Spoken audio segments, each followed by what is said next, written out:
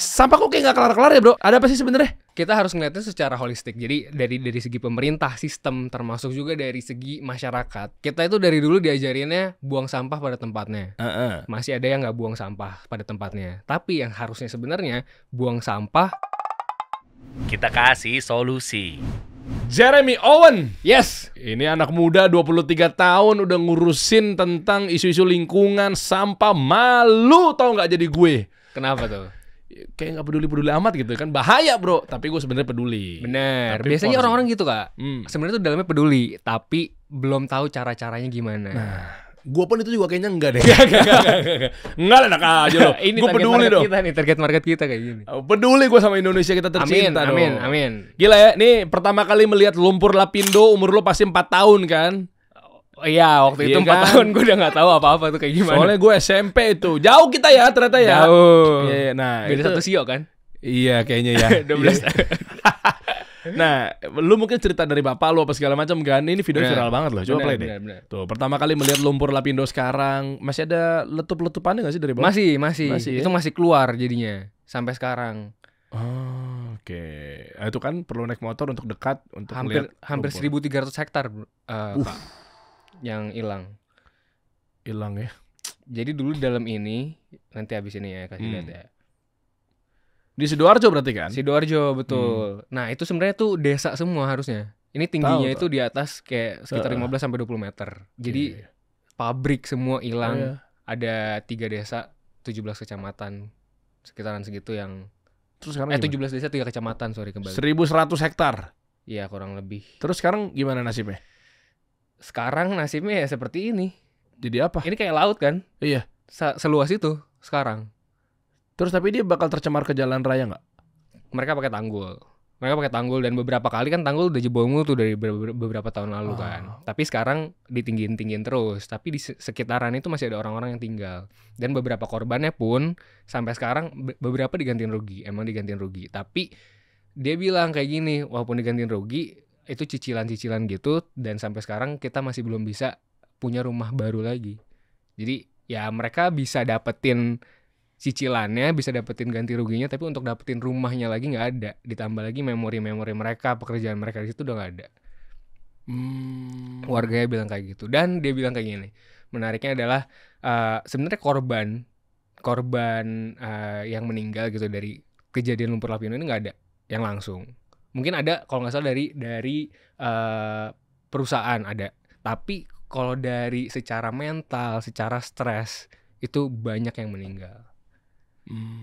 Tapi tanggung jawab lah waktu itu berarti ya. Tanggung jawab ada. Ya, kita doain aja ya. Maksudnya alhamdulillah ya yang memiliki kepentingan lah terhadap lumpur lapindo. Maksudnya saya adalah perusahaan-perusahaan yang tadinya mungkin pabrikasi apa segala macamnya, tapi alhamdulillah dengar kabar kan berarti kan tanggung jawab sama keluarga di sana kan. Berarti perlu diapresiasi juga tuh. Bener. Pemilik perusahaan nih ya. Termasuk juga dari pemerintah juga ada ngebantuin juga, ngeganti rugi juga. Walaupun sekarang ya masih kayak gini ya, masih nggak tahu diapain gitu. Dan alasan gua ngangkat ini tuh gara-gara sebenarnya kan Gen Z ya. Waktu itu pas kejadian ini masih umur 4 tahun. Ya selama ini denger lah tentang lapindo, lumpur di Sidoarjo yang masih keluar terus. Dan akhirnya penasaran gimana sih sebenarnya kayak gitu. Pas lagi riset lingkungan gitu, isu lingkungan, edukasi lingkungan, ngeliat kok menarik banget. Ini jadi bencana metana terbesar di dunia yang keluar terus lumpurnya. Jadi metana itu kan gas efek rumah kaca juga kan. Nah ini jadi yang terbesar di dunia. Dan penasaran ini gimana sih bentuknya kayak gimana. Dan akhirnya pas ngeliat ke sana ternyata masih keluar, masih seluas itu, benar-benar kayak lautan dan parah banget. Tapi menariknya ada satu hal lagi. Ada pulau yang terbentuk dari lumpur. Oh, jadi tempat tinggal dong? Belum jadi tempat tinggal, tapi jadi pulau baru. Namanya Pulau Lusi, lumpur Sidoarjo. Yang kasih namanya itu Ibu Susi Pujastuti waktu itu. Ibu Susi, Pulau Lusi, lumpur Sidoarjo. Dan menarik banget, mungkin bisa lihat juga ada videonya. Mana coba? Jadi di sini sebenarnya gue pengen bahas mengenai isu lingkungan lebih lanjut ya. Sampah, tapi akhirnya kita mampir di obrolan lumpur lapindo sebentar. Apa yang kita bisa lihat gitu ya. Betul. Oh ternyata ya banyak lah sisi-sisi positifnya juga. Akhirnya jadi pulau baru. Emang ini ya? Iya, ini Pulau Lusinya. Pulau Lusi. Oke. Saking banyaknya lumpur, terus jadi dampak jadi apa namanya? Jadi tempat orang wisata gitu kalau Sabtu Minggu kalau lagi weekend. Oke. Nah, kita harus naik kapal dulu. Jadi waktu itu tuh banyak banget lumpur-lumpurnya kan yang keluar banyak banget kan. Itu dibuang ke Sungai Porong dan akhirnya ngarahnya ke laut jadi pulau baru. Ini bukan pulau natural jadi tapi diuruk dijadiin pulau gitu. Oh, karena pas ngumpulnya di sana, Di sekalian lumpur-lumpurnya diuruk. ini ya? Iya, betul. Jadi bawahnya tuh bekas lumpur tuh. Nah, itu semua lumpur. Oh, nggak bahaya bro kalau misalnya kena getaran apa segala macam, mestinya kan ringkih. Kayaknya udah diinin juga dicampur-campur sama tanah dan lain-lain juga. Ini boleh next video juga ada. Oh, berarti bisa menghidupi ekonomi juga dong situ. Yes, ada dampak sosial dan ekonominya. Walaupun kemarin sempat juga jadi apa ya? Destinasi wisata ya favorit atau apa Oh gitu. iya. Pulau Lusi. Jadi nggak cuma sekedar ya tanda kutip ya terbengkalai. Bener. Ada Hasil dari diurusnya mungkin juga. limbah apa segala macam, tapi ternyata bisa dihidupin ekonomi ya. Iya, maksudnya di sini pengen kasih lihat aja sih. Maksudnya ada hal yang positif juga yang terjadi. Ya ada pelangi sedikit cerah gitu setelah kegelapan gitu. Wih ya. Memang kalau kita menyikapi hal ini kan kita nggak bisa langsung menghakimi. Betul. Langsung misalnya ada kejadian. Qadarullah gitu udah takdir kejadian terus tiba-tiba langsung dihukumi seumur hidup gitu. Kamu bikin warga ini apapun ini ya konteksnya ya atau mungkin perusahaan atau mungkin apalah mungkin ada kecelakaan apa segala macam ya kamu nyetir mobil nggak karu-karuan berarti seumur hidup kamu akan gagal bawa mobil kan nggak bisa gitu juga betul benar. Ternyata ada dampak-dampak positif yang lainnya gitu kan di luar dari memang takdir ya terus kita harus ngapain ternyata dijadikan sebuah perputaran ekonomi. Nah ini kan Kementerian Kelautan dan Perikanan ya. Betul. Pulau Lusi itu berarti Ibu Susi Pujiastuti saat itu ya. Iya benar. Wah. Terus sekarang di lumpurnya itu berdasarkan riset katanya ada rare earth element itu yang buat bahan-bahan kayak baterai dan barang-barang yang lagi dibutuhin, unsur-unsur yang lagi dibutuhin di zaman sekarang lah katanya. Nikel gitu? Bukan nikel, tapi ada strontium, lantinida gitu. Terus ada apa lagi ya? Scandium ya, pokoknya gitu-gitu lah beberapa rare earth element. Retinol, niacinamide. Oh enggak ya? Skincare. Oh, skincare. Maaf, sorry. Ya. Tapi beneran ada. Jadi katanya ada risetnya, tapi masih belum tahu ngolahnya seperti apa. Itu masih belum tahu. Oke. Dan sebenarnya gue ngundang lu di sini adalah tadi kita mampir di obrolan mengenai lumpur lapindo. Ternyata ada banyak sisi positifnya, gitu kan. Buat yang menjalankan bisnis tersebut ternyata benar-benar bertanggung jawab, gitu kan, menghidupi ekonomi orang-orang sekitar. Bukan itu sebenarnya mau gue bahas lebih lanjut, tapi lebih kepada lu ini masih muda, terus ya akhirnya memantik gue ngelihat bahwa kayak oh iya waktu dulu kondisi kita terkait lumpur lapindo seperti apa ya. Akhirnya kita jadi update dengan konten-konten lu gitu kan. Dan lu keliling-keliling Indonesia gitu ngebahas mengenai isu sampah misalnya, betul, lingkungan gitu ya. Kemarin ke Bali, ke Jogja juga ngangkat tentang darurat sampahnya. Jeremy Owen. Betul. Mana tadi lihat beritanya? Kok di balik lagi dong. Nah, jadi wakil Indonesia di konferensi PBB COP29. Yes, jadi COP29 itu adalah Conference of the Parties di mana satu dunia itu berkumpul ngebahas tentang krisis iklim, tentang isu iklim dan update-update dari setiap negara itu ada gitu. Pembahasan ESG di situ juga nggak? Ada juga. Ada juga ya? Termasuk juga di situ semua. Jadi masang target, tahun ini harus ngapain aja, tahun depan harus ngapain aja, tentang termasuk juga Paris Agreement gitu-gitu juga ada. Wih, keren. Lu satu-satunya orang Indonesia? Enggak, bukan. Nah, gue itu kemarin diundang langsung sama TikTok Global di bagian sustainability-nya sebagai sebagai content creator yang berhasil menyuarakan tentang edukasi iklim dan lingkungan dan rame video-videonya. Termasuk yang lain-lain ini juga dari sosial media mereka kreator-kreator yang berhasil mengkomunikasikan climate tentang isu iklim, isu lingkungan yang berhasil diterima sama masyarakat lah kurang lebih gitu. Oke, keluar topik bentar ya, karena memang kasih solusi kan juga pasti ngebahas mengenai bisnis ya kan. Dari obrolan detik 0 sampai sekarang juga pun itu ngebahas mengenai perusahaan, ekonomi gitu ya. Lewat dari angle-angle yang dampak-dampak yang terkait ya, positif atau negatif. Betul. Maksud gue keluar topik bentar itu kan ada teknis yang gue sukai, karena dikasih solusi juga ngebahas mengenai editing, kreator gitu ya. Kan konten itu bisa menarik, salah satunya adalah penopang dari konten spesialis atau mungkin sosial media spesialis atau video editor di dalamnya gitu, videografer gitu ya. Tadi memang jadi menarik banget sih. Lu asik kalau gue liat konten-konten lo ya, Thank you so editingnya apa much. segala macamnya. Maksud gue itu yang ngedit siapa? Drone tadi kenapa bisa Oh, begini? Yang ada. ngatur timelinenya gimana? Kalau ide sih kebanyakan masih dari gua sama ada tim gua juga. Oke. Cuman kalau drone segala ada beberapa kita ada bawa tim buat ke sana pakai drone. Jadi kita syutingnya benar-benar proper pakai kamera juga. Nggak Oke. cuman pakai HP. Jadi ada pakai kamera, ada HP, ada drone buat kasih lihat secara luasnya lah, secara gambaran sebesarnya kayak gimana. Tapi kalau dari secara ide kebanyakan masih dari gua sih. Oke. Dari Shoot gua listnya itu misalnya kayak storyboardnya kenapa begini? Enggak terus. Misalnya gue ngelihat bahwa teman-teman sebentar ya saya bahas di sini kenapa? Karena jangan melulu sibukin diri bahwa oke gue ikut-ikutan nih. Ya. Lagi rame lingkungan. Setuju. Ikut-ikutan nih afiliator gitu ya. Itunya mah nggak salah. Cuma banyak juga yang ngadu ke gue udah coba nih afiliator kok nggak naik-naik, gue udah coba nih bikin konten lingkungan gini kok nggak naik-naik gitu kan. Nggak bisa gitu ya. Nah, beda. konten yang naik itu memang banyak faktornya ya. Betul. Salah satunya adalah editing, shooting list, storyboard itu juga Betul. mempengaruhi. Mm-mm. Angle-angle ya sama lah. Jadi sehingga yang tadinya mungkin ngelihat dari konten isu mengenai lingkungan, gua nangkep sih, tapi begitu sama si Owen misalnya, ini kayaknya Pengemasannya beda. iya. Gitu. Itu masih di lu semuanya. Itu masih di gue sama tim sih, beberapa ada yang kita bahas juga. Cuman kayak initial idenya pengennya bikin kayak gini, referensinya kayak gini, itu masih banyak dari gue juga. Kayak Shoot-shootnya?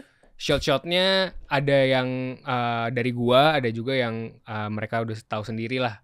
Dan kemarin by the way yang bantuin gua ngedrone itu, kemarin pernah denger gak ada beberapa anak-anak yang menang film festival The Cannes. Pokoknya kemarin lagi rame juga lah. Belum tahu gue. Iya, Nah iya. itu tim gue juga. Oh, wow. Di The Cannes di Prancis. Oh. Menang dokumenter. Jadi emang udah kita satu tim lah bareng-bareng. Iya, kayak misalnya footage mau ngasih tahu lumpur lapindo sebelah kiri, tapi kan lu ngambil dramatisir ngambil shot ke Kayak gimana? low angle gitu loh. Betul. Lagi ngeliatin jalan gitu kan. Itu juga di selipin-selipin kayak begitu tuh ide dari lu semua ya? Iya, bareng-bareng kita mikirin, oh referensinya kayak gini berarti harus ngambil yang ini juga. Jangan lupa buat ngambil yang pas lagi perjalanannya, terus pas udah nyampe-nya juga, dan supaya kasih ngeliat besarnya kayak gimana, kita ngasih lihat dari gua gede gitu, terus drone-nya mundur ke atas gitu. Establish.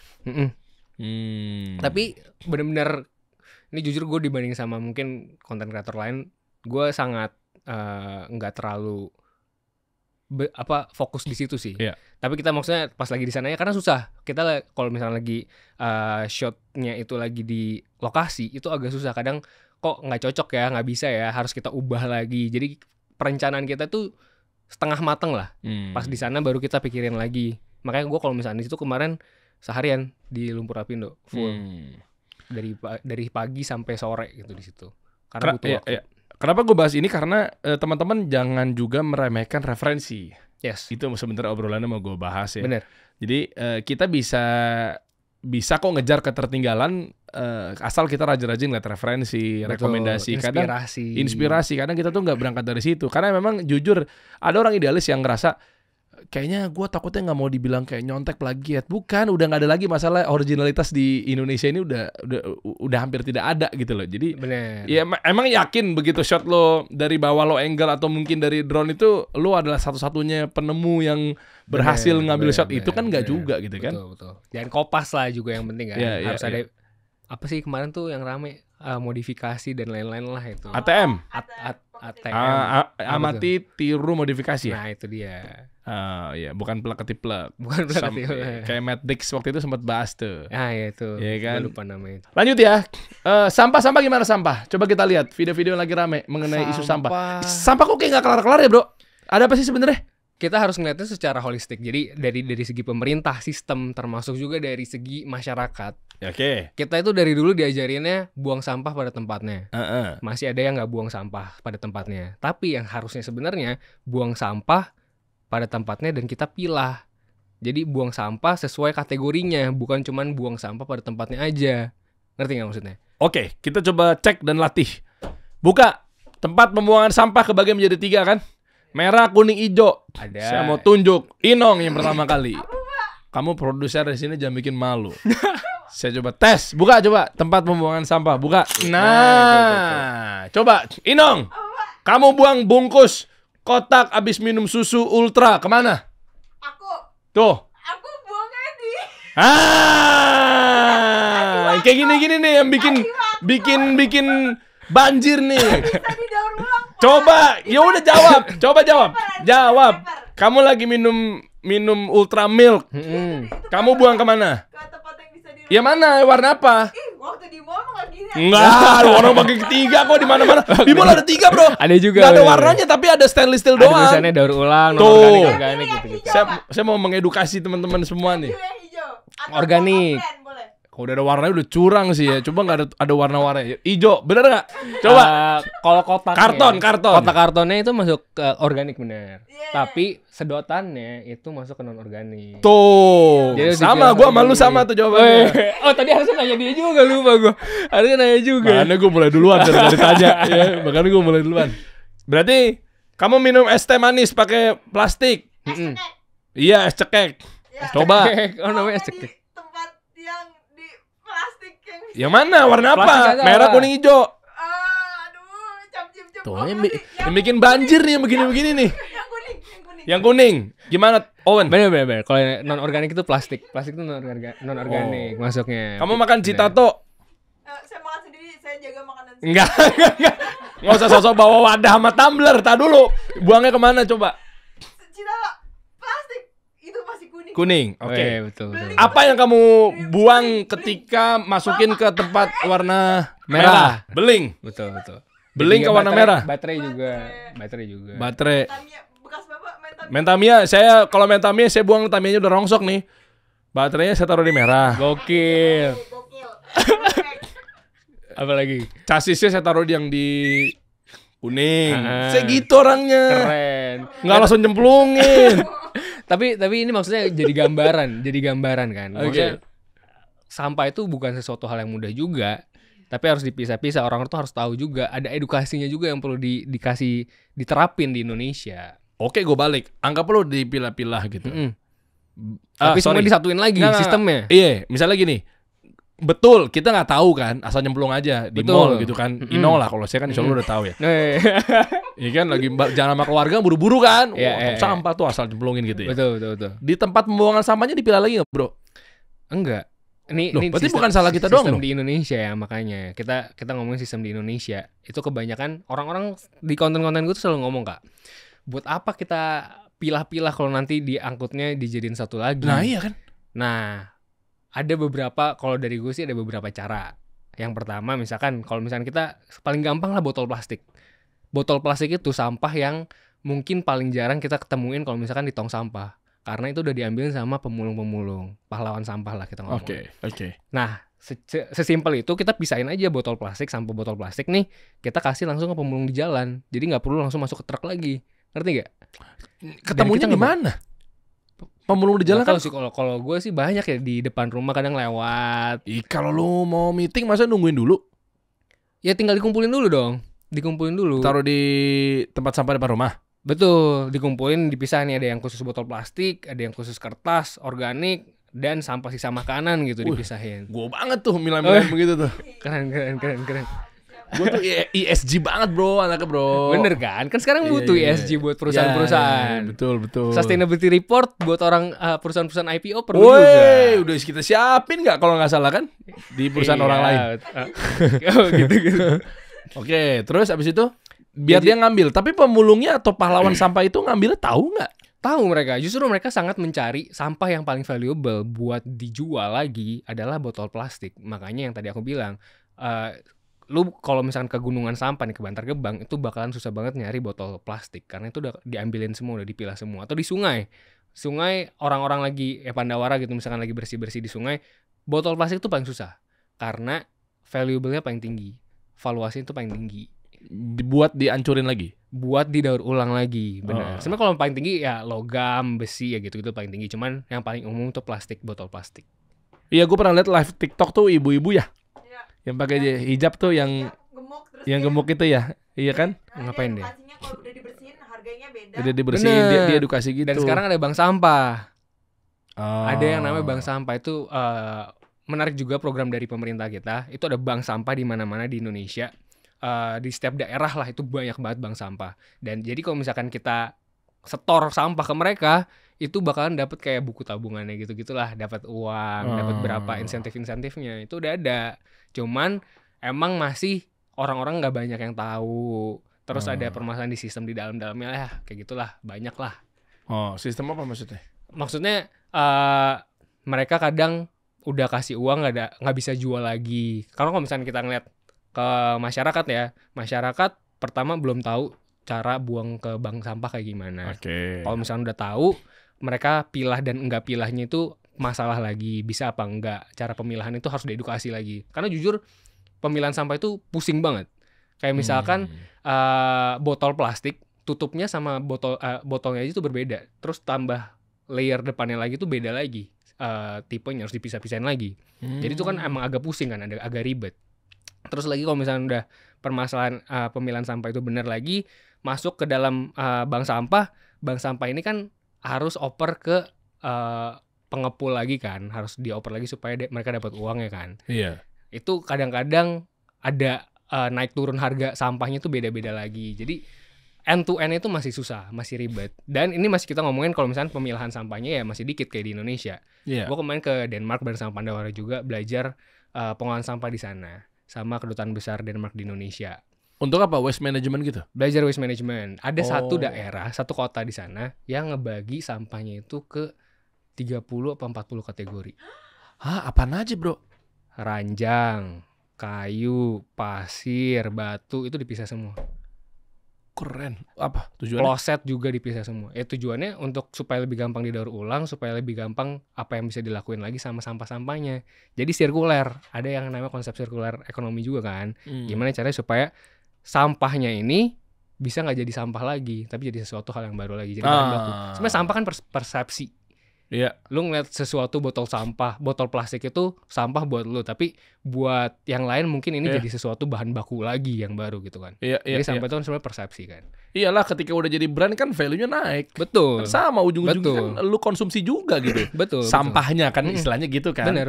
Cuma karena memang udah nggak ada nilainya, udah nggak ada isinya ya makanya lu buang gitu. Benar. Oh, berarti kalau di Indonesia gimana ya, Wan? Apa nih? Kondisi cerminan pemilahan sampah kita. Kalau di Denmark tadi kan kebagi menjadi 30-an. Ada banyak lah. Kalau di sini berapa? Kalau di sini nggak, gue tau pasti lu berat ngomongnya. Tapi maksud gue, ini buat edukasi aja sih. Biar cerminan. Siapa tahu kan ini kita bukan untuk nyerang pemerintah, tapi kita betul. justru mengedukasi teman-teman atau bahkan memberantas oknum-oknum yang ada di dalamnya gitu loh. Siapa tahu yang pengen maju malah jadi kehambat kan. Bener. Kalau di sini sih setahu gue ya masih semuanya digabungin jadi satu aja. Organik, semua plastik tuh dicampur jadi satu. Ada sih mereka yang khusus pengolahan sampah limbah B3, ada pengolahan khusus buat organik, khusus yang organik sisa makanan gitu ya. Ada juga yang khusus buat plastik, tapi pas channel ke dalamnya itu menurut gue masih satu semua masih dijadiin satu. Baru dipilah-pilahnya nanti. Dan itu malah bikin ribet. Kalau misalnya kita pilah, pas kita lagi mau buang kita langsung pisahin, itu jadi lebih gampang gitu. Oke. Yang dimaksud dengan di Denmark tadi kebagi menjadi 30, itu maksudnya tong sampahnya 30 gitu? Tong sampahnya 3. Jadi ada yang namanya kalau di depan rumahnya sendiri mereka punya 3 tong sampah. Sama kayak di Belanda juga kok. 3 tuh udah benar, merah kuning hijau gitu. Plastik campur sama organik kalau nggak salah. Gue lupa antara 3 atau 4 sama kardus juga. Gue lupa. Makin lama mereka makin nambah. Tapi kalau misalkan yang 30-an ini itu harus datang kayak misalkan kita datang ke Bantar Gebangnya. Itu kita datang ada 30-an tuh. Jadi kita harus datang ke sana buat buang-buangin. Nah, kalau misalkan mau diambil sampah-sampahnya sama pemerintah, kita harus bayar. Ngerti gak? Oh, untuk apa bayar? Jasa pengambilannya. Oh, kalau enggak ya lu bayar, jalan sendiri. Lu yang datang sendiri. Jauh lah bisa dibilang kan. Bisa deket, bisa jauh ya tergantung lokasi. Dan lu di sana tetap naruh tempat pada porsinya di 30 kategori berarti? Benar ya, kalau misalkan kita nggak ada sampahnya ya nggak usah. Iya, enggak, mas gue lagi lihat cerminan warganya sendiri. Bener. Berarti ya harusnya dari pribadi diri masing-masing dulu ya berarti ya? Betul, dan ini udah sistem ya, karena udah sistem jadi orang-orang yang dari luar pun yang nggak tahu harus belajar. Karena gue nanya juga sih sama orang di sana, dia bilang setiap warga yang pindah ke sini itu harus comply dengan regulasi-regulasinya. Jadi warga yang datang ke sini dikasih edukasi dulu tentang ini ada pembuangan sampahnya begini ya. Kalau misalnya mau buang sampah harus kayak gini. Itu ada buku-buku handbooknya segala tuh ada. Termasuk juga buat anak-anak. Dan menariknya lagi, menurut gue komunikasi itu penting. Misalkan lu punya sistem, lu punya regulasi yang bagus, tapi lu nggak mengkomunikasikan ke warga kan jadi nol juga kan jatuhnya. Dan mereka mengkomunikasikan bahkan ke anak-anak itu pakai buku cerita.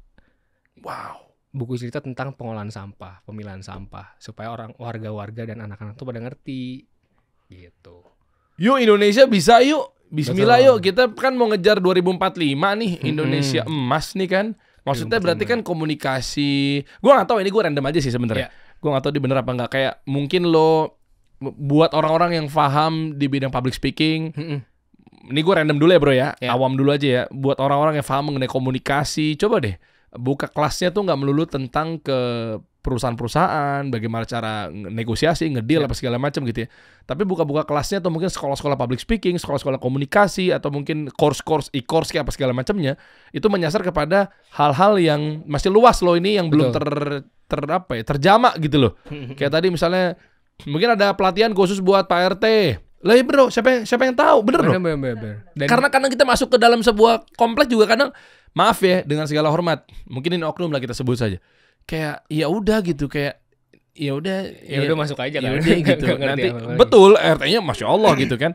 Tapi ya udah kayak dikasih tahu nanti kamu begini, ntar tamu lapor 24 jam begini, ada pos satpam di sini. Paham sih, tapi maksudnya hal-hal lainnya, iuran sampah sekian, iuran security sekian. Oh iya ya udah, kayak menaun-naun kan begitu terus gitu bertahun-tahun. Betul. Ternyata di sana pun tentang sampah tuh ada handbooknya ya. Bener. Dahsyat. Jadi komunikasi penting, dan menurut gue salah satu yang mungkin agak kurang dari pemerintahan kita ini, bukan menyerang, tapi menurut gue sendiri agak kurangnya adalah dari segi setiap kali itu ada regulasi yang baik tapi nggak dikomunikasikan. Contohnya? Jadi, ya itu kayak tentang, ya maksudnya lu buang sampah sembarangan di jalanan itu sebenarnya ada denda 500.000, 1 juta. Oh, itu, ada ketegasan. Itu juga. Dan ditambah lagi nggak dipraktekkan secara langsung gitu kan. Maksudnya nggak dilakuin. Tapi iya sih, gue ngambil contoh di 2014. Oke. Gue pernah ke Singapura. Kenapa tahun itu yang gue pilih? Karena di situ berasa sekali. Mungkin kita minim edukasi, tapi diedukasi sama orang yang tepat. Contoh, 2 hal tuh waktu itu tuh. Nggak boleh buang sampah di jalan, lo akan kena denda, dan polisi itu akan nyamperin ke rumah lo. Betul. Tahu dari mana? CCTV. Wow. Yang kedua, nggak boleh nyebrang sembarangan di luar dari zebra cross. Kalau nggak, lo nyebrang pada saat mobil kencang gitu ya, lo akan rumah lo didatengin sama polisi juga, dan lo akan kena denda. Tahu dari mana? CCTV. Nah, maksud gue, edukasi ini kan akhirnya menakutkan gue ya, tanda kutip ya. Oh iya, jadi gue mau buang tuh atur di sini apa segala macamnya. Balik lagi, berarti warganya dia sudah teredukasi sama yang mungkin warga yang lainnya apa segala macam, jadi hidup jadinya. Ada kedisiplinannya juga. Iya. Gitu. Jadi yang penting itu benar-benar end to end sih, dari pemerintahan, dari segi sistemnya, termasuk juga dari warga harus punya willingness-nya. Nggak bisa cuma dari satu sisi doang. Karena segampang sebenarnya kalau kita ngomong ya, gue kuliah di Belanda kan waktu itu. Di Belanda sampah di jalan tuh kadang banyak juga. Sampah, misalkan lagi konser, habis itu sampah berserakan banyak banget, mungkin bahkan lebih banyak daripada di Indonesia. Tapi mereka punya sistemnya. Mereka setelah itu langsung dibersihin, dan konser itu udah ada fee khusus untuk pembersihan lingkungannya. Oh, paham. Jadi udah ada sistem. Termasuk juga kalau misalnya gue hidup kemarin di Belanda, ya kenapa gue bisa ngikutin menjadi lebih ramah lingkungan di sana, ya karena mereka sistemnya udah lebih ramah lingkungan. Kalau enggak ya gue nggak akan tahu, oh gue harus kayak gini. Tapi karena gue mengikuti sistem yang ada di sana, jadinya gue mengikuti peraturan-peraturan yang ada di sana untuk menjadi lebih ramah lingkungan. Bro, gue jadi penasaran bahasa lebih dalam ya bro ya. Yeah. Gini, di sebuah negara, sebut saja Konohi, kan rentan sekali sama korupsi ya. Betul. Misalnya datang sebuah acara event, nanti dilebihin. Kalau tadi lu bilang berapa? Misalnya ini untuk bahan pelajaran aja sih. Misalnya ke konser berapa? Fee buat yang dari si panitianya. Itu persentase sih. Iya, persentase. Oke, anggaplah 5% misalnya. Ya. Ya kan? Dari 5% misalnya 100.000, berarti ada 5.000 rupiah. Oke? Ya. Yang memang khusus untuk lingkungan. Akumulasi gitu ya, dikolektifkan untuk buat lingkungan. Ya. Nah, maksud saya itu kan kesadaran dirinya ya. Mereka rapi gitu ya. Kayak nggak ada rasa hati untuk korupsi kan, udah dikumpulin 5%, udahlah kan kita capek ya, kita juga kok yang nyapu-nyapu udah kita ambil aja deh, dapat misalnya 100 juta gitu misalnya, misal, hijau mata dong langsung kan, sama si oknum ini kan diambil. Itulah potensi korupsi dari hal kecil. Maksud gue kalau di sana tuh gimana ya bro? Mengenai kayak godaan korupsi. Gue nggak tahu ya. Apakah yang lu tahu begitu ada fee 5% buat lingkungan misal. Kalau diambil dipancung gitu. Gue nggak tahu sih kalau Misal dipasung gitu misal. jujur kalau di Belanda gue nggak tahu. Tapi kalau Denmark, ini menariknya Denmark lagi ya. Itu jadi negara paling rendah korupsi di dunia. Wah Indonesia banget tuh. Indonesia banget. Sorry. Iya benar, dia jadi negara paling rendah korupsi di dunia. Jadi gue sempat riset pas lagi di sana gitu, baru tahu juga pas riset mereka gimana cara ngatasin korupsi. Iya, itu gimana? Terus ya itu emang udah dari dulunya aja, dan setiap kali ada yang ketahuan korupsi itu benar-benar langsung dimiskinkan, langsung harus hukumannya besar lah, langsung besar-besaran. Ada satu yang sempat kena, katanya sempat korupsi berapa banyak gitu, dan langsung dimiskinkan juga. Indonesia bukan udah begitu ya? Nggak tahu. Enggak, maksudnya kan ditindaklanjut lebih lanjut kan sama pemerintah kita kan. Ini tahu banget loh, dia pemerhati. Kamu katanya ini ya, ketua anti korupsi Indonesia. Iya, asosiasi pemerhati koruptor di wilayah Cibinong ya. Spesifik sekali saya ya. Kan tempat tinggalnya dia di situ soalnya. Oh, Kenapa? Ya, kenapa Pak? Ya kemarin yang masuk 6 tahun Pak, udah jadi kan sangat bagus ya pemerintahan kita Pak, dari 6 tahun 6 tahun? direvisi ke 20 tahun Pak yang korupsi. Dari 20 ke 6,5 tahun. Oh, yang 300 T itu. Ya, dari 6 tahun ke 20 tahun. Oh, 6 tahun ke 20 tahun. Ditambah Dari 6 direvisi. tahun, Pak, kan Iya. sama ya, Pak. Berarti bagus dong dari 6 tahun ke 20 tahun. Luar biasa. Iya kan? Iya benar. Oh, iya. Jadi upaya dimiskinkan. Iya, Kalau iya, di ada. Denmark. Betul. Kalau di Belanda jujur nggak tahu sih. Nggak tahu kayak gimana. Cuman mungkin karena sistem dan digitalisasi ya, semuanya udah kelihatan, transparansinya udah jelas, masyarakatnya udah pinter, jadinya tau lah kayak gimana ya. Bahkan di Belanda perdana menteri naik sepeda. Terus juga di Denmark orang-orang gue lupa di suatu negara, menteri-menteri naik transportasi umum gitu. Saya lagi upaya untuk biar kita nggak mau kalah gitu loh bro. Bener. Sama Denmark Maksudnya, dong, tolong dong. tapi maksudnya juga Jangan lihat Indonesia jadi kayak buruk banget mulu gitu loh. Enggak. Justru jangan kayak gitu. Maksudnya gue juga lebih kita nggak bisa ngebandingin Indonesia sama negara yang lain segamblang itu gitu loh. Karena sama aja kayak lu ngebandingin manusia dengan manusia. Starting point setiap orang beda-beda. Sama juga setiap starting point setiap negara itu berbeda-beda menurut gue ya. Jadi kita nggak bisa langsung ngebandingin gitu aja. Tapi yang bisa kita lihat adalah kita bisa pelajarin, kita bisa cari insight-insightnya apa sih yang bisa diterapin di Indonesia, kita pelajarin, kita terapin. Oke. Gitu. Sekarang kayaknya insya Allah udah mulai bebenah ya. Kayak misalnya Benar. gue nggak maksud bilang bahwa di pemerintahan sebelumnya mungkin kurang tegas apa segala macam. Gue nggak lagi bahas itu. Tapi kelihatan sekali ya. Maksudnya kayak kasus-kasus yang di era mungkin di tahun berapa, bukan di era Pak Prabowo sekarang, akhirnya berani dibuka tuh. Ada Ya kan, bam keluar tuh. Ya kan, mungkin impor ini misalnya dugaannya, mungkin ini, mungkin itu apa segala macamnya, bensin dioplos lah, yang gitu-gitu kan. Itu kan pengerjaannya kan dari tahun mungkin dari pemerintahan sebelum-sebelumnya gitu kan. Artinya apa? Mungkin pemerintah sebelumnya mungkin nggak tahu, mungkin dia lebih pintar sih malingnya apa segala macam kan. Kita tetap apresiasi gitu buat pemerintah sebelumnya. Tapi maksud gue sekarang udah mulai keluar-keluar begitu, mudah-mudahan kalau yang kemarin dianggap atau dinormalisasi perbuatan tindak korupsi karena tuh kan bukti gue aman-aman aja gitu ya. Kalau sekarang mudah-mudahan ketika udah dibuka secara gamblang punya nih punya pemimpin kita, presiden kita yang militernya kan, keberanian, ketegasannya kan, akhirnya bam kebuka semua. Mudah-mudahan ini jadi efek jerak sih ya yang lainnya. Semoga ya dengan hal ini jadi developing lebih, orang-orang tuh jadi lebih aware, kayak makin takut lah untuk ngelakuin hal-hal yang menyeleneh gitu. Semoga aja. Dimiskinkan sih setuju sih. Harusnya seperti itu ya. Jadi jerah kan keluarga 7 turunan puyeng loh. Betul. Iya kan. Kalau di Cina ya hukuman mati ya katanya kalau nggak salah. Wow. Cina, Jepang. Betul ya? Iya kan. Mau dimiskinkan mungkin dihukuman mati apa segala macam, balik lagi lu makan nasi kucing lagi lu sekeluarga lu. Enak sih. Kan biasanya kan dimakannya kan apa aja bisa makan. Betul. Bukan gua nggak lagi bahas nasi kucingnya. Biar dia merasakan makan lu cuma segini gitu loh. Betul. Kena lu di situ loh. Iya enggak ya? Masuk kerakyat mulu jadi korban. Bener. Kita lihat berita World Clean Up Day Indonesia bersama konten kreator bersihkan sampah di Sungai Ciliwung. Ini lu sama Pandawara juga ya? Iya, ini waktu itu gue menginisiasi bareng sama World Clean Up Day Indonesia. World Clean Up Day Indonesia itu adalah suatu organisasi clean up yang ada di seluruh dunia juga lah. Oke. Dan salah satu yang terbesar organisasinya itu ada di Indonesia. kita berinisiasi 2022 awal kalau nggak salah, ngajak beberapa content creator sekitar 30-an content creator dan 20-an orang tambahan gitu untuk bersih-bersih. Di sini ada Pandawara juga sempat ikut, terus ada beberapa orang-orang juga content creator sempat ikutan bersih-bersih lah. Dan dari sini sebenarnya mungkin ini juga ya, dari Pandawara, kasus-kasus Pandawara gitu kita bisa lihat kalau misalkan sungai-sungai yang misalkan dia bersihin 1 hari balik lagi sampahnya. Ya, itu yang mau gue 1 tanyain. minggu, balik lagi sampahnya. Kenapa sih bro? Sebenarnya- Jujur lah, ada lu liat apa emangnya? Enggak, ini jujur. Sebenarnya maksudnya itu bukan jadi suatu solusi utama ya. Dan yang gue lihat dari Pandawara pun dan dari gue sendiri pun kita udah sama-sama ngobrol. Gue sama mereka temenan banget.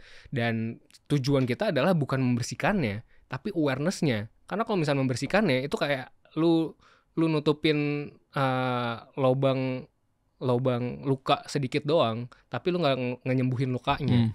Lu nggak beresin akarnya, lu beresin malah di ujungnya gitu loh.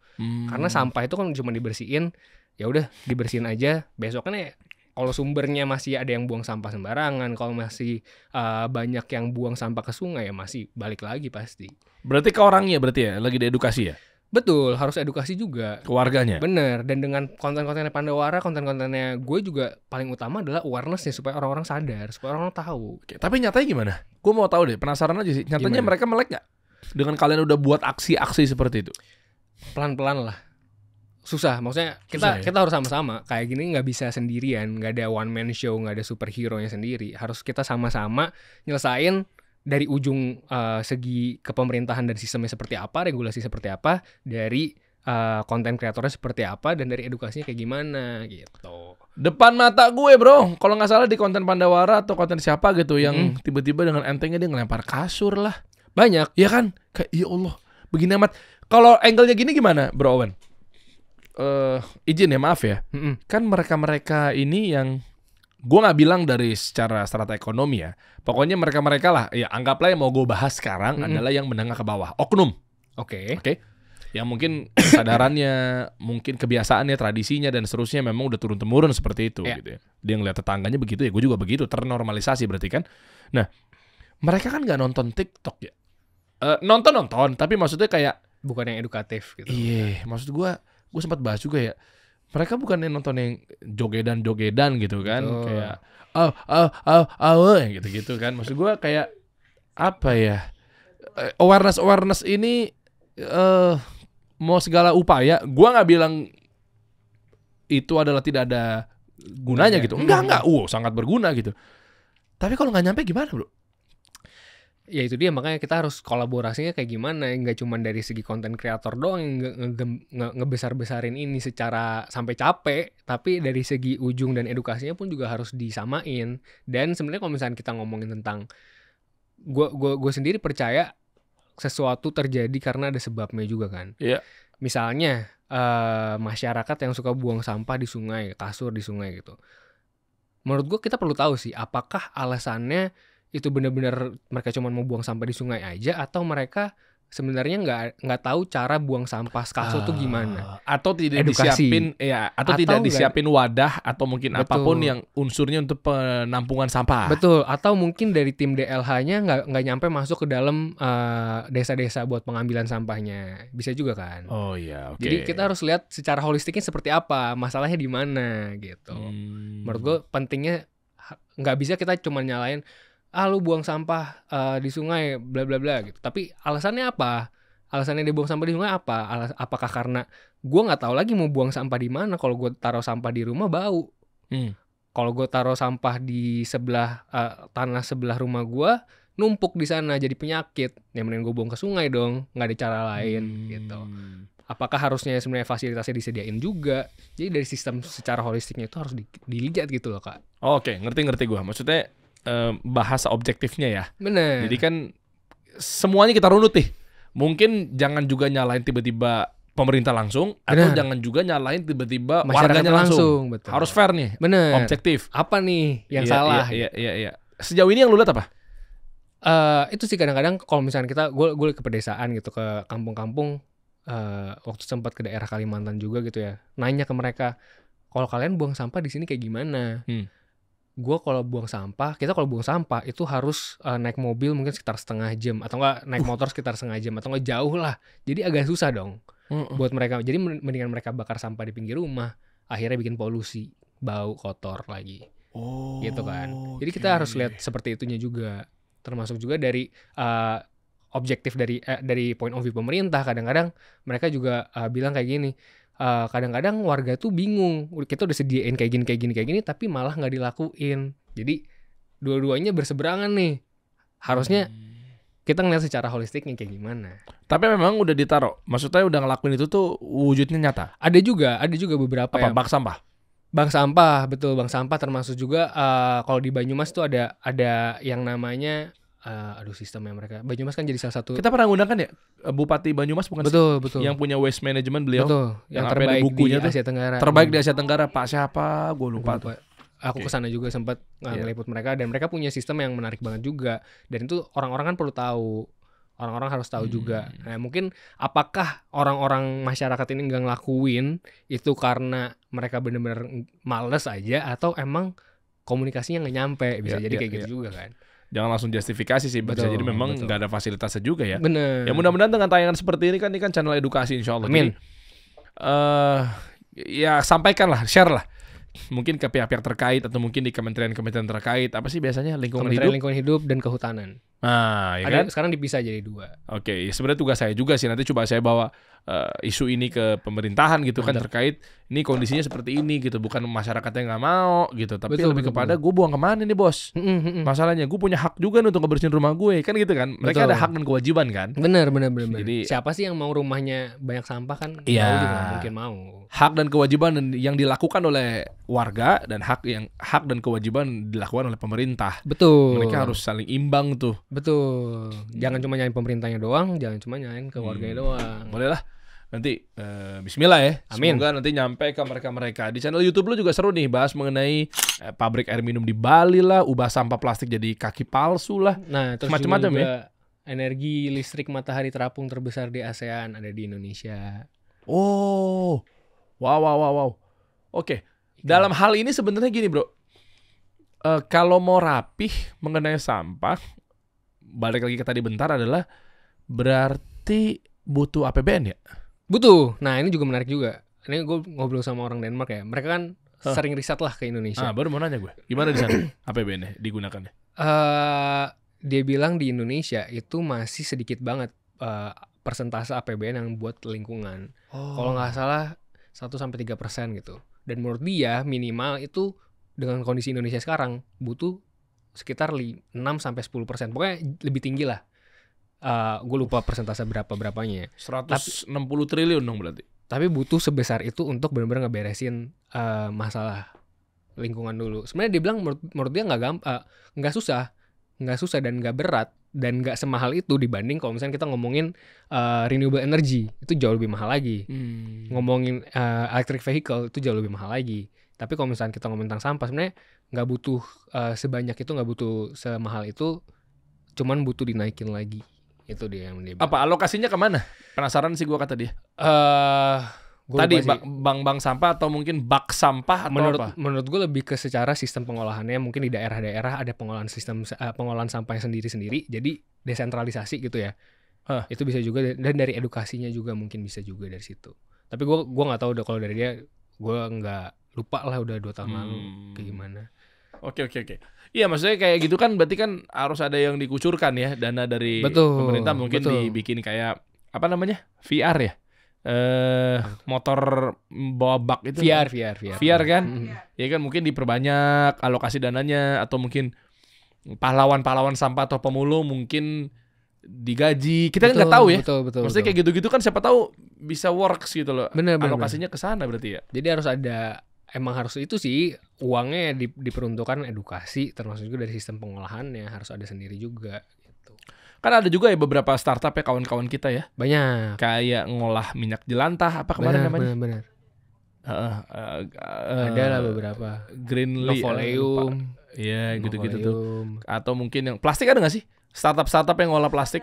Banyak. Waste for Change, Kartabumi. recycling center. Oh, banyak ya? Banyak Wah, banyak. itu banyak, mungkin banyak. bisa dipakai. Jadi teman-teman kalau nyari investor atau venture capital mau buat startupnya juga jangan yang udah kayak kebanyakan gitu kan. Bener. Marketplace lagi, transportasi lagi.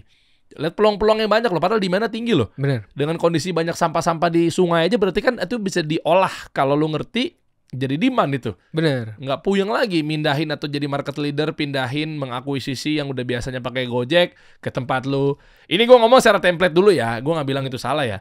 Kayak bikin transportasi kali ya, bikin marketplace kali ya, Iya. bikin social commerce kali ya. Kan rata-rata begitu ya, fintech ya. Harusnya dari segi lingkungannya juga ada nih Iya. peluang-peluangnya. Gitu. Fintech lagi kan udah kebanyakan juga tuh kayaknya tuh gitu loh. Ya kan? Oke, menarik ada isu apa lagi sih yang lagi rame kemarin, apa lagi sih di TikToknya Bantar Jeremy Gebang bukan mungkin. Thomas apa? Oh iya, Bantar Gebang gimana kondisinya bro? Bantar Gebang itu kan gunung sampah terbesar di Asia Tenggara. Sampai ada ini ya, Sampai apa sih? tempat buat pendaki makan Indomie tapi dikerubunin lalat. Betul. Makan Bukan, Indomie? bukan pendaki, buat pemulungnya. Pendaki Iya. Gunung Inom. Iya, itu gunung juga. Iya, Oh, Bang. iya tapi sih. kemarin 17 Agustus tahun lalu. Bantar Gebang tahu gue tempat pembuangan akhir sampah kan? Betul, Jabodetabek. Gunung. Kalau nggak salah Jabodetabek semuanya. Setinggi gunung. 50 meter. Coba buka deh, Kak. Tahu gue enak aja gue. Gue anaknya merakyat Enggak, ya. enggak. Gue merakyat keles. Gue bikin videonya maksudnya. Oh iya. Ini nongkrong di warung tumpukan sampah Bantar Gebang. Kok ada warung sih? Iya, kok capek lelah. Yaudah gue jelasin aja ya. Lu Jadi jelasin lu deh. tingginya 50 meter. Itu gue tahu bro, enak aja. Gue Tinggi- tahu gue. Coba tahu nggak berapa banyak sampah yang masuk ke Bantar Gebang setiap harinya? Memang gue ngitungin. Enggak, coba tebak deh, tebak. Waduh, random banget pertanyaan lu ya. 10 ton. Ya ampun. Ton pasti kan? Ton. Masa 10? Ribuan. Oh ribuan. Gue kasihin. 1574 ton. Oh di. Iya. Data statistik banget gak sih gue, BPS banget ya. Tolong Iya, angkat saya iya. sebagai kepala BPS ya besok. Jadi satu hari yang masuk ke Gunung Sampah Bantar Gebang itu sekitar 7.000 sampai 9.000 ton. 7.000 ton. 7.000 sampai 9.000 ton. Dan mereka tuh udah penuh. Gue ngobrol sama kepalanya di situ kan. Kita tuh sebenarnya udah penuh mas, udah 99,999% penuh. Tapi Terus? kalau kita tutup sampah di Jakarta, di Jabodetabek mau dikemanain? Nggak bisa lagi mau dikemanain, nggak udah Bakar udah lah. nggak tahu. Di bawah, ditaruh, dipendem di bawah. Nah, dibakar jadi polusi udara juga. Dipendem dulu, digali 50 meter ke Nah, bawah, itu yang dimasukin ke dalam, ditutup pakai baja, dibakar. Waduh, Gimana kayak gitu solusi ya. gua? Menarik juga. Nggak nih, ngejawab siapa tahu- Siapa tuh jadi teknologi baru. Iya, enggak, ya kita nggak tahu bro. Lu Iya. gali sampai 50 meter, pakai kos lah, PBN lah tipis-tipis ya nggak sih untuk ngegalinya. Oke, lu masuk dalam 50 meter, sampahnya. Kan tadi kan gunung kan 50 meter. Betul. Berarti kan harus menampung wadah 50 meter juga dong. Betul. Berarti ke dalamnya 50 meter. Heeh. Ini gue jelasin nih. Oh, iya. Gue nggak perlu jelasin dong kalau gue lulusan ITB insinyur apa bukan kan? Coba. Nggak perlu gue jelasin lah. Ya iyalah, Boleh. emang bukan. Ngapain gue jelasin? Masuk ke dalam nih sampahnya, ya kan? 50 meter ke dalam. Terus lo ke Krakatau Steel. Kita harus menghidupkan pihak-pihak terkait stakeholder di pemerintahan. Oke, Minta dong besi baja, betul. tutup semua, set, Itu semuanya. biar nggak polusi. Heeh. Bakar itu, pakai tokai. Keluar, Iya, benar. Cek. gitu kan. Set, puff. Siapa tahu bisa ya kayak Asapnya nggak naik ke atas kan? Heeh. Udah ketutup. Itu aman ya? Oh nggak tahu saya. Lalu nanya solusi, gue jawab. Udah tahu bukan ahlinya. Kan kasih solusi. Iya kan bukan ahlinya di situ. Oh, iya. Nggak tahu mungkin asapnya. Oh ini Bisa nyedot jadi. dari bawah pakai sedot yang buat di kafe-kafe. Exhaust. Bisa nggak sih ketarik ke dalam? Jadi keluar lagi sama Ke, aja. ke dalam tariknya. Ke dalam. Ya ke dalam. Ke dalam mana? Bumi. Ya udahlah. Iya telah salah ya saya. Maaf ya. Cara gimana? Coba gue tanya lu. Kalau dari gua sebenarnya kalau di Indonesia kasusnya kan darurat sampah banyak ya. Ini mungkin bakalan banyak bertentangan sama aktivis-aktivis lingkungan. Cuman menurut gua untuk menyelesaikan masalah sampah di Indonesia yang sangat banyak dan darurat sampah ini, itu yang pertama kita harus pembakaran. Tapi gimana cara pembakaran tanpa polusi udara? Bener gue. Dari insinerator, termasuk juga harus ada filtrasi sampah asap yang keluar supaya nggak jadi polusi udara. Iya. Atau juga bisa ada yang namanya teknologi pirolisis. Itu bisa ngubah plastik jadi minyak lagi. Apa namanya? Proisis. Pirolisis. Oh hampir gue mau serang tuh aliran Waduh. sesat itu. Ada. Sesat bro, makanya gue langsung bantah gue. Ya, Pirolisis Pirolisis. namanya. Jadi dia ngubah, kan plastik itu kan dari minyak. Ini Hmm. balikin lagi dari plastik ke minyak. Oke juga tuh. Dibalikin lagi, diputar lagi. Pakai minyak kita nggak? Ah. Jangan lah, tadi bohongin lagi. Waduh. Ya coba kayak gitu. Menurut gua harus ada cara yang masif dulu nih supaya sampah-sampah di Indonesia yang banyak ini itu hilang dulu, terus baru kita start. Nggak cuma itu doang, kita harus ada dari segi sistemnya, dari pemerintah udah mikirin sistemnya bakal seperti apa, pemilahan dan daur ulang, dari edukasi masyarakat udah belajar juga tentang pemilahan. Jadi kayak start from zero lagi lah. Iya tuh. Karena menurut gue susah banget dengan sekarang kondisi darurat sampah seperti ini sih udah penuh lah. Coba aja kita tanyain ke penontonnya kasih solusi. Coba Iya, lo komen iya. ke bawah. Ya kita nggak tahu kan. Coba lo komen. Gue tantang deh. Kalau Siapa jawaban yang paling menarik, ntar gue kasih hadiah. Gokil. Apa? Gimana caranya menyelesaikan isu sampah? Maksudnya kayak bukan ya terserah deh mau dari isu sampahnya sampai ke proses pembakarannya. Ya. Emang harus dibakar doang ya? Enggak. Enggak ada banyak Apa sih? daur ulang. Daur ulang atau apapun itulah. Mm-mm. Biar kasihan yang di Bantar Gebang jadi nggak penuh begitu gitu loh. Emang mau setinggi apa sih nantinya? 50 meter kan masa mau di Tuh kayak gitu tuh. tuh. Itu yang ujung itu dari sana, yang di ujung itu gunung juga. Gunung sampah. Nah, Allah. Ini lo pakai drone ya? Sampai Yoi. Bekasi masih dapat kompensasi kebauan hawanya, Pak. Maksudnya? Per bulan. lah di Cibubur emang nggak bau ya? Enggak, Enggak, sih. Cibuburnya kan gue bukan yang ke Deket itu. maksudnya Cibubur itu ujungnya Bekasi banget, kota Bekasi. Cibubur ada 4 kan? Tapi Bekasi, kadang-kadang kalau angin Bogor. bukannya bau. Gue sempet Nggak dengar tahu ya. dari Gue teman. soalnya pakai air purifier dari nafas. Wis. Wih. Oh pakai nafas dari nafas sih deh. Oh, jadi gue pakai Piotr. nafas. Nah, lu tahu nafas juga ya? Tahu. Wih, yang punya orang Polandia tapi dia besar Orang di Indonesia. Indo. Orang Indo. Orang Indo Tapi dong. bapak ibunya Polandia. Betul. Itu kan dia Piot, punya piot. teknologi kan. Mm-mm. Makanya rumah gue aja lagi gue set buat instalasi itu. Bener. Itu Gue penting kan banget. nafas banget. Aja. Makanya gue tiap hari pasti nafas gue. Gokil. Ya emang lo enggak lo. Enggak maksud Gokil nafas aja lo. nafas IDN kan. Oh iya nafas, betul. Nafas IDN. Betul. Nafas. Bener. Si, Piotr. Piot. Itu. Orang lingkungan gitu-gitu aja kak. Jadi biasa orang tahu. Oh ini yang ini. Gak tau deh, keciumnya gimana sih emang sekecium itu ya? Kadang Bekasi. kecium. Aku cium. Narogong masih kecium kalau misalnya hawa. Narogong masih kecium asap. Yes. Asap. Kalau Sampah. lagi musim hujan, Gitu, terus Pak. kena angin tuh biasa bau. Aku ya Kata sombong. orang-orang di sana. Enggak, soalnya kalau di Cibubur gue tuh, gue gak tau kalau Cibubur yang sana ya. Cibubur lu Cibubur elit kali mungkin. Oh iya itu ya.